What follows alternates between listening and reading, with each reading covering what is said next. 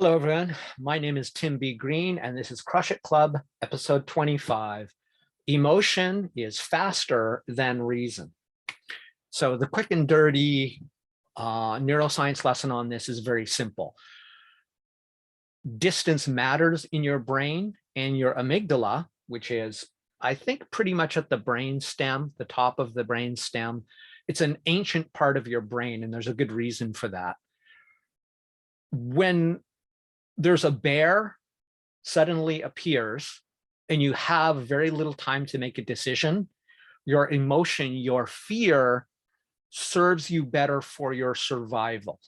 Remember that your brain's number one goal is to keep you alive long enough to make some babies to pass on your genes. And those of us who are here today are the result of those that didn't get eaten. So the deep thinking cave men and women probably died while they were trying to make a rational decision during a dangerous time where emotions should take precedent.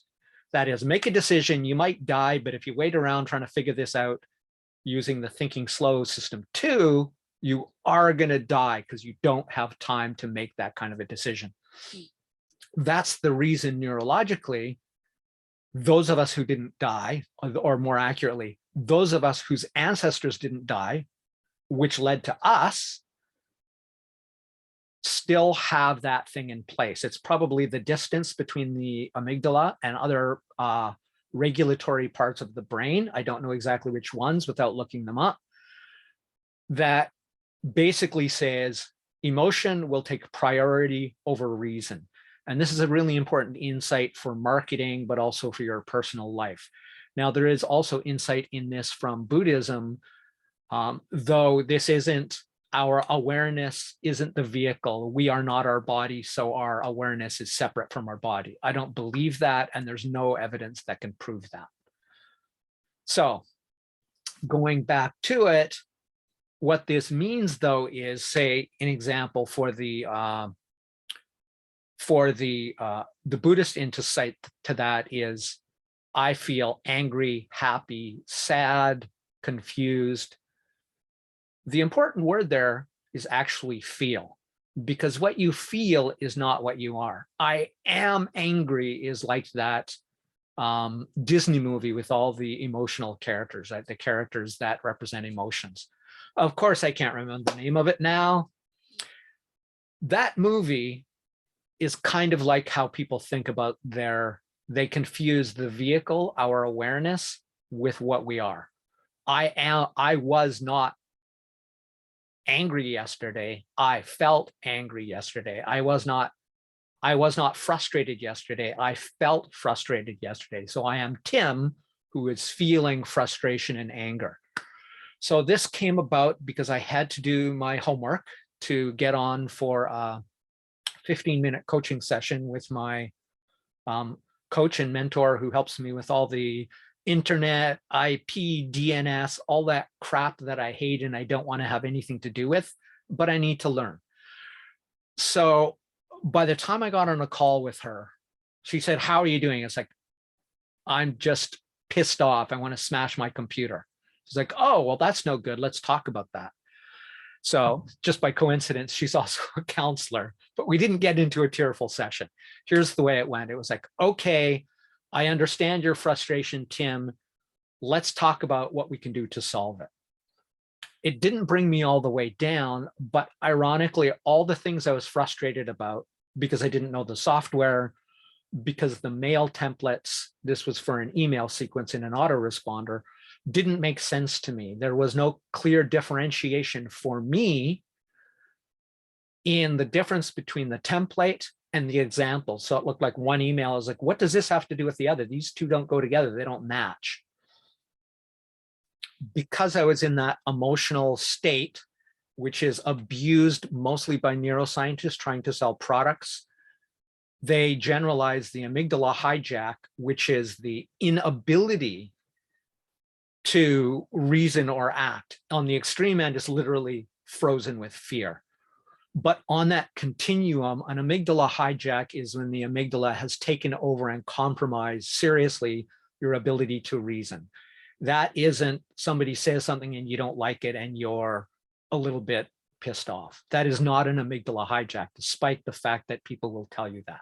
That's either a lack of understanding or salesmanship. In other words, bullshit to sell something.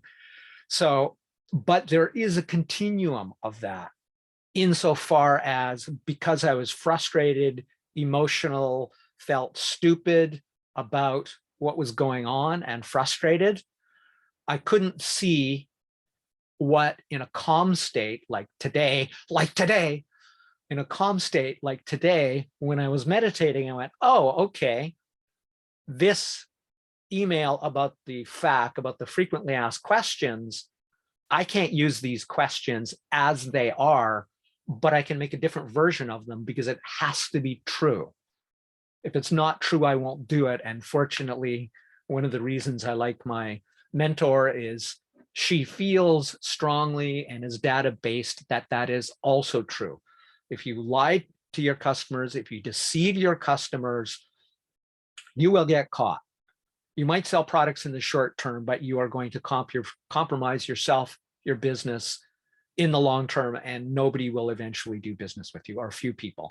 There's some great liars out there who are obvious liars, and I won't do business with them. They're famous, they make a lot of money, but most people they probably only get once because they lie to sell their products. So because your emotions must override, or our ancestors must have overridden their slow thinking rationality, their system 2 slow intentional thinking, they survived seeing the bear because they didn't sit down and go through a philosophical half-hour reflection or discussion with the other people they were with, because the bear killed and ate them all in that time. Those deep thinking ancestors died and never made babies, and therefore they aren't our they weren't our ancestors. We are not their descendants. Because emotion is faster, excuse me, because emotion is faster than reason, it blocks our ability. And the more we choose to voluntarily indulge ourselves in that emotional reasoning, the less ability we have to do high-level frontal cortex, prefrontal cortex cognition, higher level, more advanced, deeper, more rational thinking. So when that happens, your ability to reason well is seriously compromised. The more emotional you are, the more compromised it is. An amygdala hijack is essentially when you lose all or most of your ability to think and reason effectively. Anything on the other side of that, somebody annoyed you because they said something you didn't like, that's not an emotional hijack or an amygdala hijack, despite the fact that there's a lot of dopamine dealers out there trying to sell you crap based on that, either because they don't know or they don't care, and they care more about selling you stuff than telling you the truth.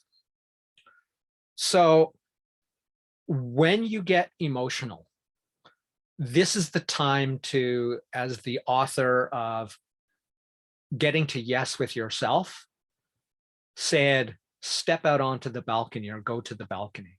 So literally take some deep breaths, paying full attention to the breaths and nothing else. If you can, step away, do that, come back, or stop for the day or stop for an hour.